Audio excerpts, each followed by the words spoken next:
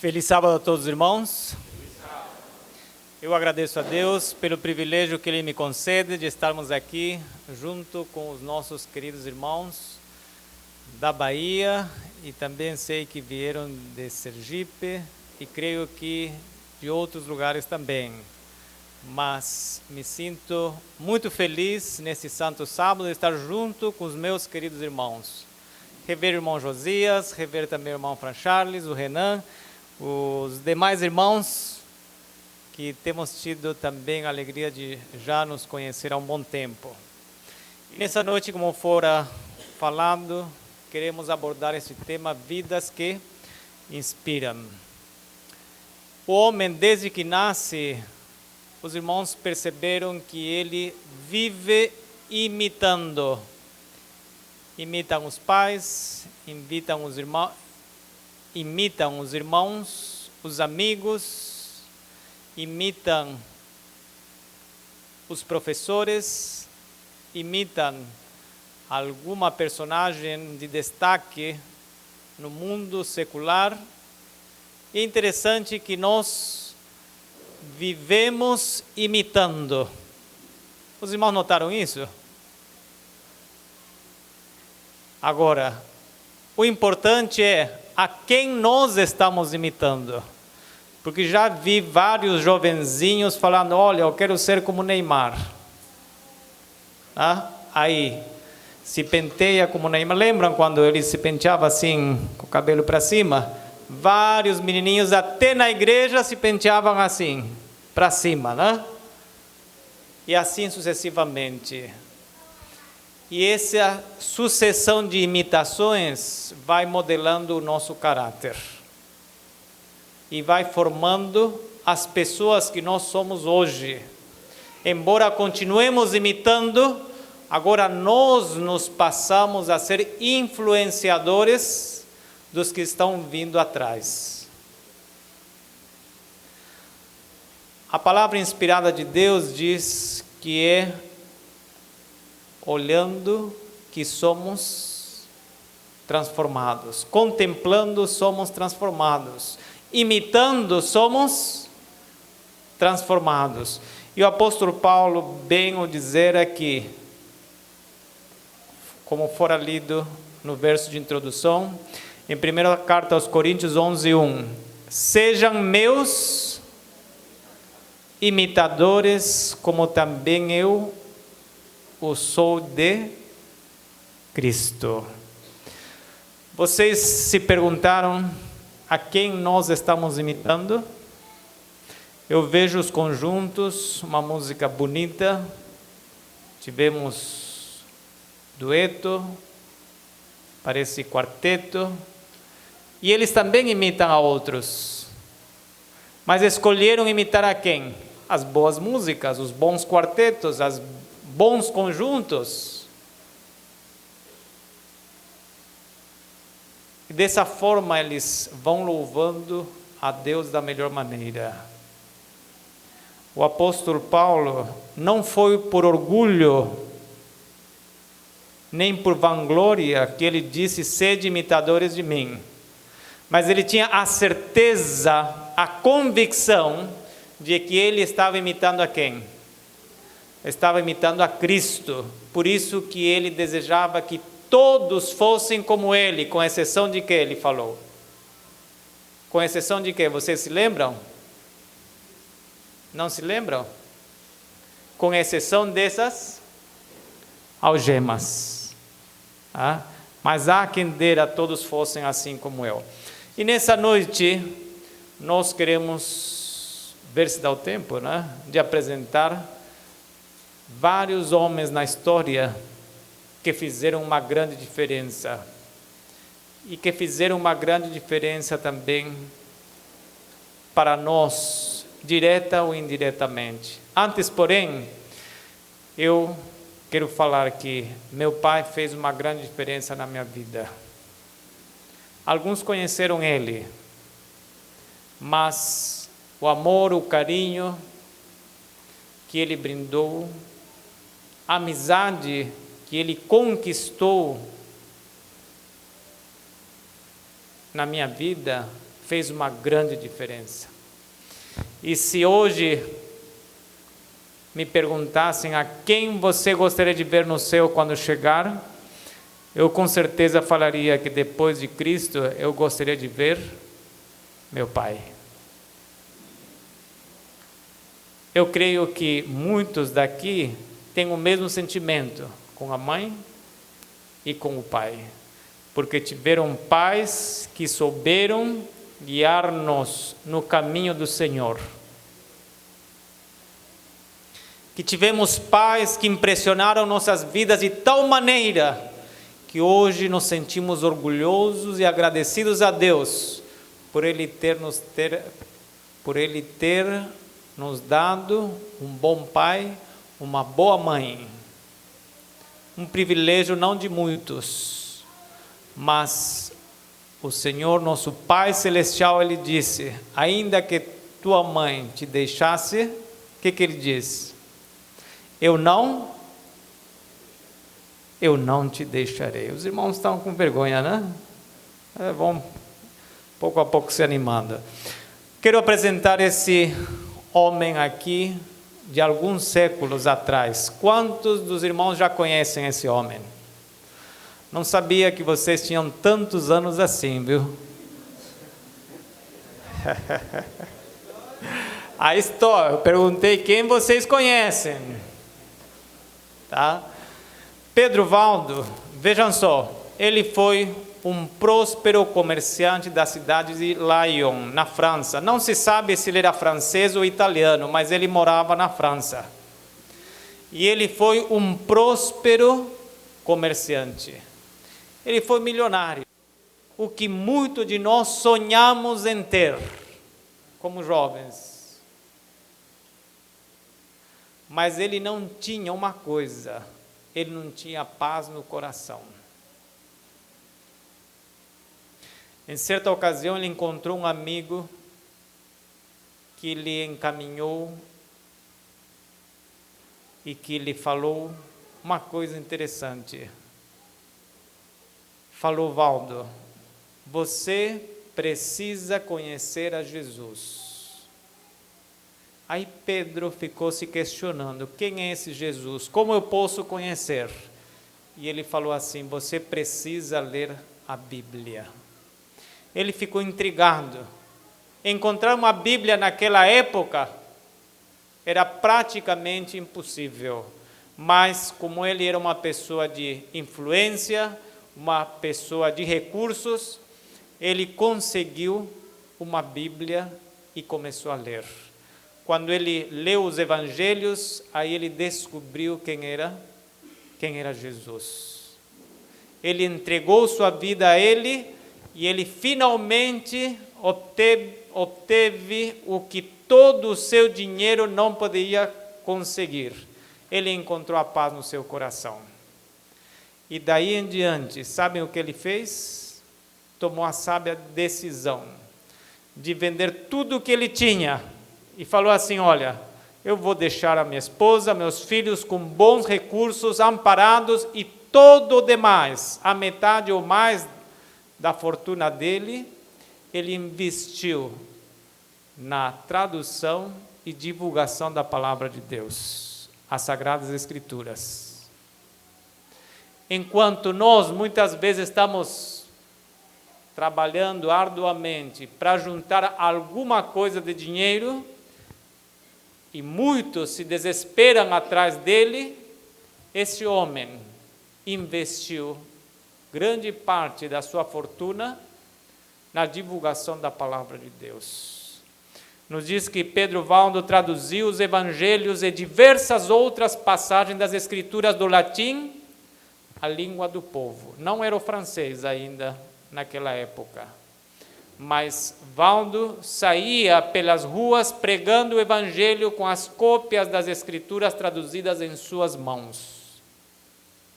Naquela época, não tinha impressora. Hoje é difícil imaginar hoje, porque hoje nós apertamos um botão e já saem as cópias. Mas naquela época era feito tudo à mão.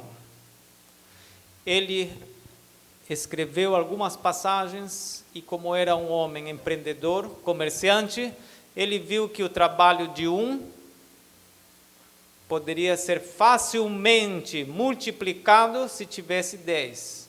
E se tivesse 100? Muito mais. Então, olha, ele conquistou a vários jovens para que fizessem esse trabalho de distribuir porções da palavra de Deus para aquelas pessoas que estavam mais desejosas de conhecer a Deus. A princípio foi fácil, mas depois começaram a enfrentar a resistência.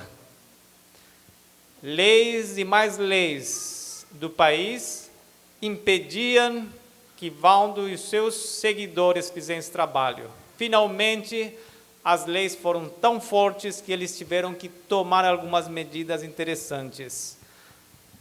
Um dos decretos do rei de França foi de que aquele que era encontrado com a Bíblia, porções da Bíblia, ou falando a respeito da Bíblia, seria levado para a prisão, com ameaça de ir para a fogueira ou ser decapitado. Valdo, ele não se desanimou, mas criou estratégias para continuar realizando a sua missão. Porções da Bíblia, pergaminhos ou pequenos folhetos, ele escondia nas roupas dos seus seguidores. Ensinou a eles a costurarem em meio das roupas e, assim, os preparou também em outro âmbito. Vocês sabem em que âmbito foram preparados esses jovens? Em que âmbito? Como comerciantes, mercaderes, vendedores. E eles saíam vendendo seus produtos com que finalidade? Com que finalidade? De tornar-se ricos? Não, com a finalidade de levar a palavra de Deus. Após a morte de Valdo, em 1220, seus seguidores passaram a ser conhecidos como os valdenses. Os colportores valdenses trabalhavam como mercadores ambulantes, oferecendo, que coisas? Me acompanham? Sedas e joias difíceis de obter nas localidades aonde iam. Assim, onde fossem rejeitados como missionários, eram bem-vindos como vendedores de raridades. Há alguém que fale que ser missionário e vendedor parece que não combina, né? Como? Se somos missionários, nós deveríamos dar a literatura, doar para todo mundo, né? É bonito doar, não é mesmo? Mas quem está disposto a contribuir para comprar essa literatura para doar? Podemos doar 10.000 livros hoje? Podemos ou não? Mas todos os dias, todos os meses, haja dinheiro. Mas se nós conseguimos vender essa mesma literatura, então os próprios clientes podem cobrir essas despesas. E os valdenses, com as vendas dos seus produtos, cobriam as despesas das pequenas porções das Sagradas Escrituras para doar.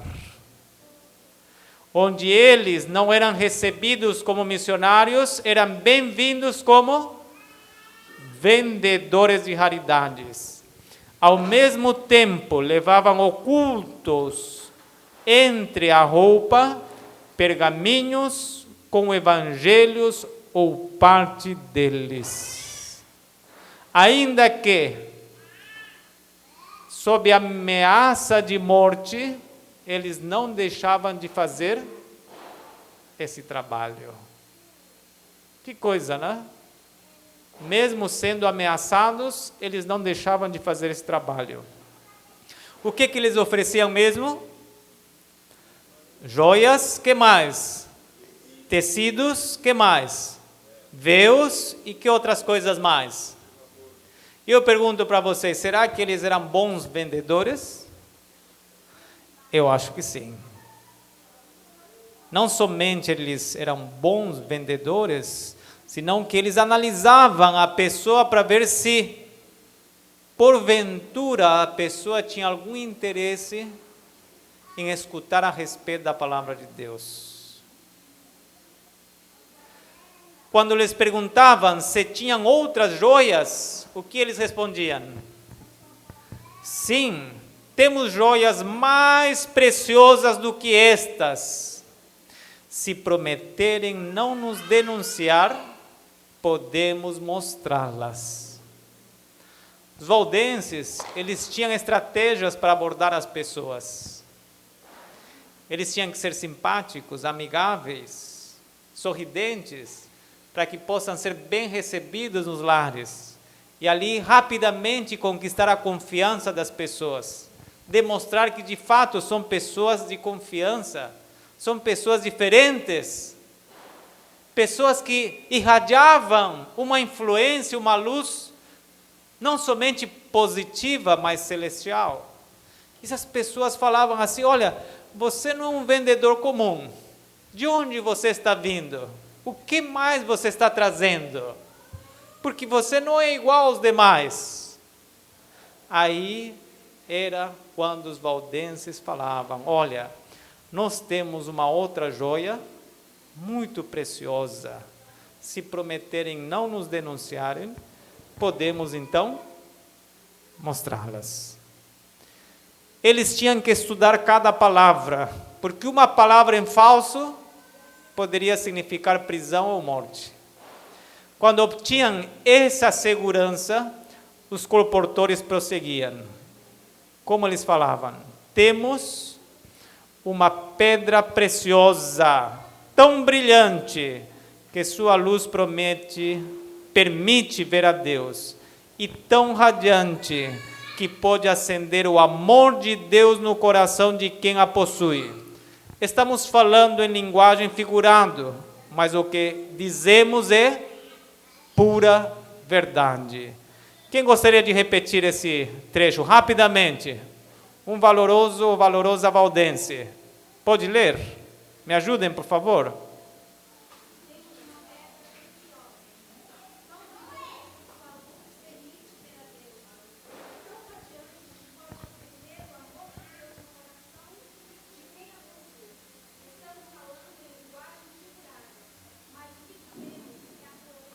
Obrigado, irmã.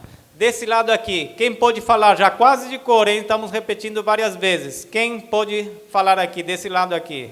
Se levante. 1, 2, 3.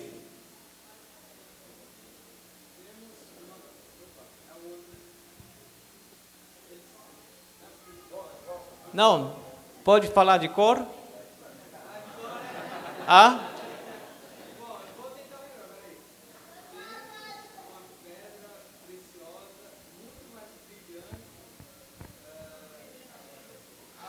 Esse está preso e está sujeito a ser decapitado. Não, pode sentar. Domingo eu vou te dar outra chance. Irmãos, quando a gente empreende esse trabalho semelhante a dos valdenses, precisamos muitas vezes que memorizar, assim como os valdenses precisavam memorizar cada palavra que eles iam falar, porque de fato a vida deles corria risco. Precisavam memorizar. E vejam só o que eles memorizaram. Temos aqui a chance.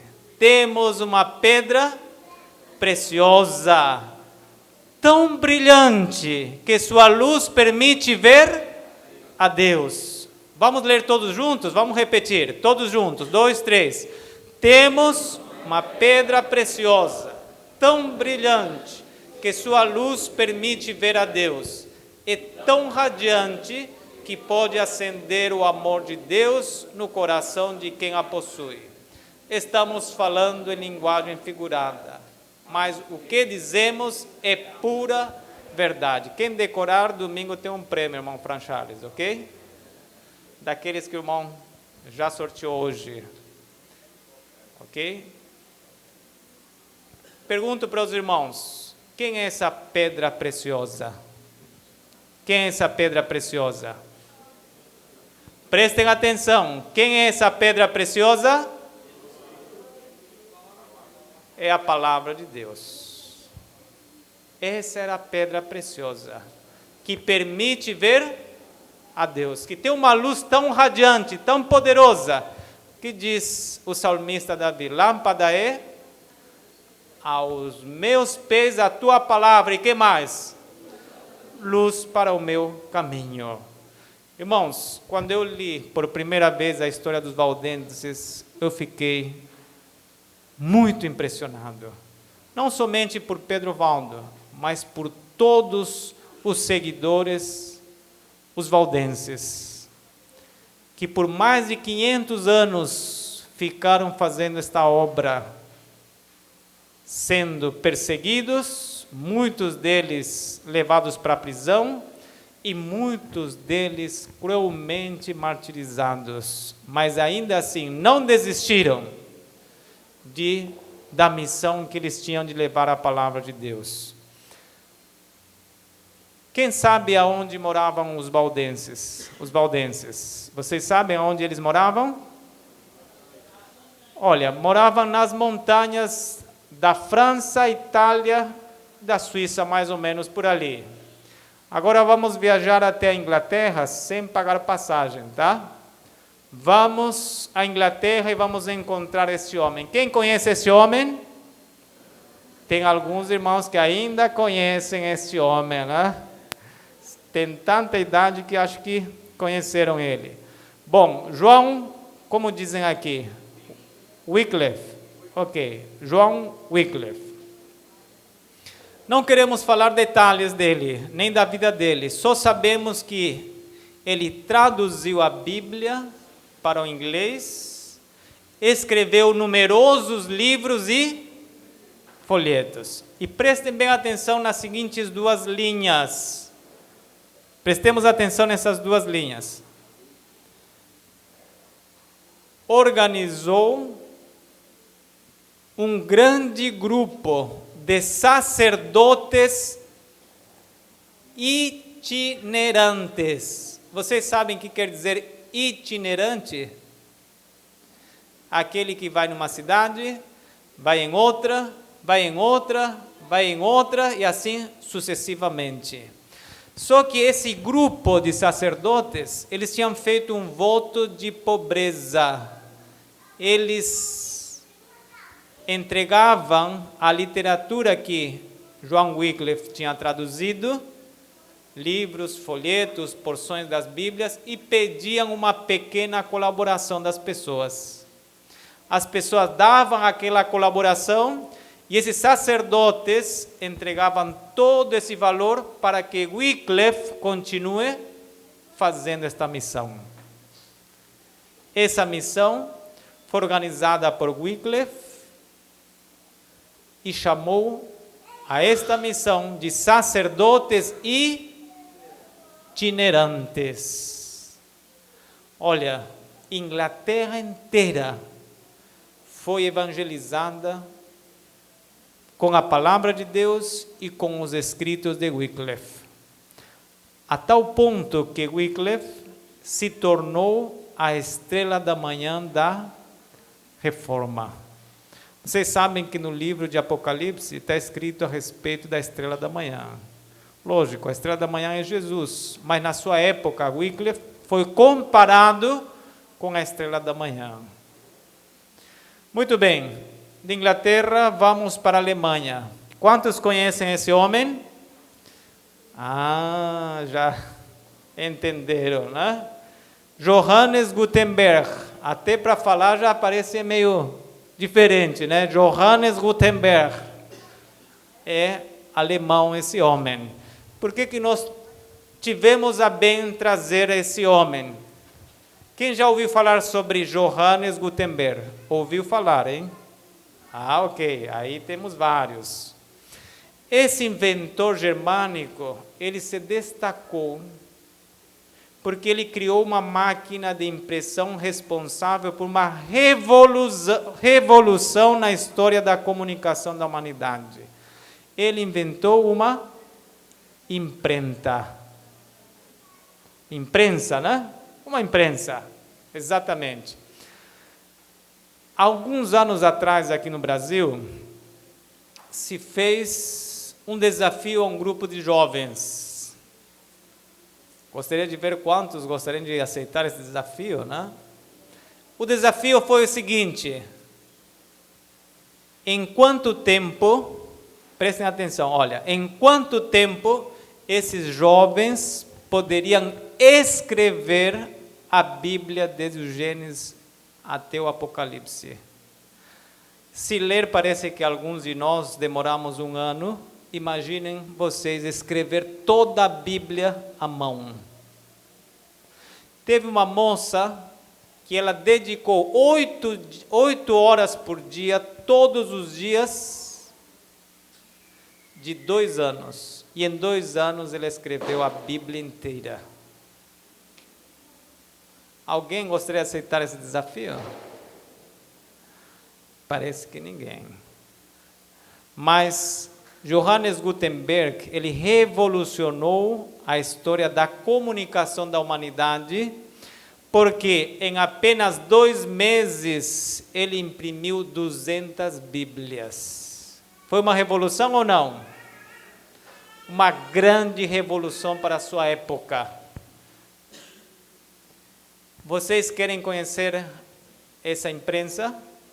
Alguns dos jovens devem imaginar uma máquina cheia de botõezinhos, né? Mas não é bem assim não, olha. Essa era a máquina que Johannes Gutenberg inventou. E com ela imprimiu as 200 primeiras Bíblias. Parece algo simples, né? Mas foi essa máquina que revolucionou o mundo.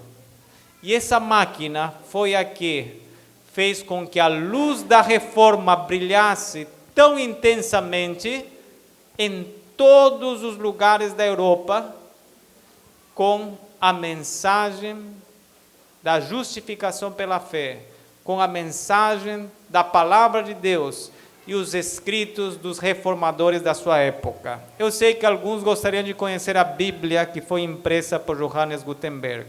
E aqui temos uma delas. Em realidade, a Bíblia era feita em 2 volumes. E o custo delas, o custo da Bíblia, em 2 volumes, segundo alguns historiadores, tinha o custo do que hoje custa uma casa. Assim que não era muito barato conseguir a Bíblia. Continuavam-se divulgando pequenas porções da Bíblia. Só homens muito ricos, príncipes, negociantes, podiam ter uma Bíblia.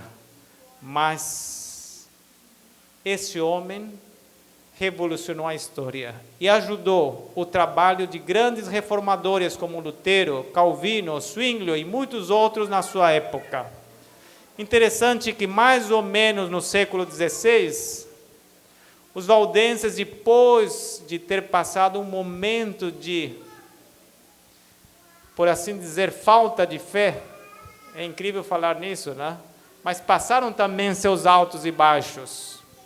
Os valdenses foram visitados pelos reformadores e foram animados, alentados a renovar o seu compromisso com Deus.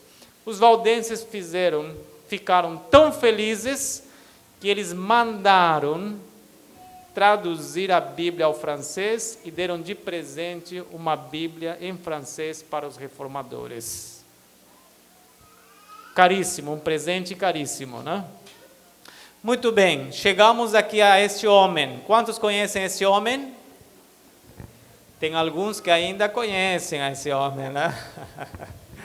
Muito bem. Aonde vocês leram a respeito dele? Em que livro? Grande Conflito. Quem tem esse livro? Grande Conflito. Muito bem. Não é somente ter, temos que ler, né?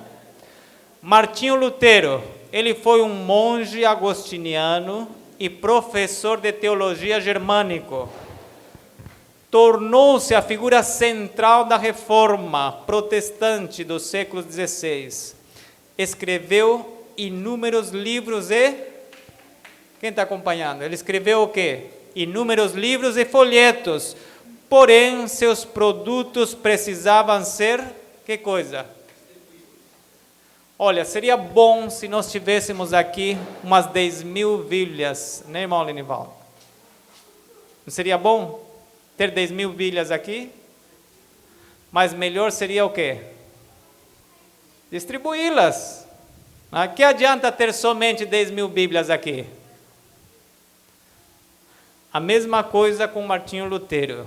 Ele traduziu, escreveu, fez muitos livros e muitos folhetos. Então ele, olha, juntou monges e estudantes convertidos para que realizem esse trabalho, tanto na Alemanha como nos países vizinhos. E eu quero contar um segredo aqui para os irmãos e para os colegas que trabalham nessa área. Sabem quem inventou a colportagem de férias? Sabem quem? Eu vou surpreender vocês. Foi Martinho Lutero. Eu vou dar referência para vocês. Lutero iniciou o plano de colportores estudantes, de diversas universidades, assim como a de Wittenberg. Saíram muitos alunos para colportar durante as férias escolares, enviados por quem? Lutero era reitor da universidade, ele era o professor deles, e ele criou esta estratégia com que propósito? O propósito de o seguinte, vejam só, dizia Lutero: demos-lhes abundante lucro, para que pudessem sustentar-se com a venda dos livros e voltar para o colégio. Nas férias, esses estudantes vendiam os livros de quem? Os livros de Lutero, os folhetos que ele produzia, distribuíam a literatura, eles juntavam dinheiro para se sustentar, para se manter e ainda assim para pagar a faculdade. Os colportores estudantes, os colportores que trabalhavam nas férias. O que eu gostei também dessa frase de Lutero, não sei se tem algum colportor que foi impressionado por alguma frase aqui, dessas últimas 3 linhas. Dê uma olhada. Eu gostei, irmão Fran Charles, essa frase que diz: demos-lhes abundante lucro. Será que os estudantes tinham que trabalhar por amor ao lucro? Mas eles precisavam se manter. Eles precisavam pagar a faculdade. E de onde eles iam tirar? Da venda dos livros, dos folhetos. Muitos acham que os colportores são simplesmente vendedores, mas eles têm também o sonho de ter seu carro, eles também têm o sonho de ter sua casa, eles também têm o sonho de manter a sua família, eles precisam cobrir as suas despesas. E de onde eles vão tirar esse lucro? Vão tirar da venda dos livros. E Lutero foi suficientemente inteligente para ele dizer o seguinte: demos-lhes abundante lucro para que pudessem sustentar-se com a venda dos livros e voltar para o colégio.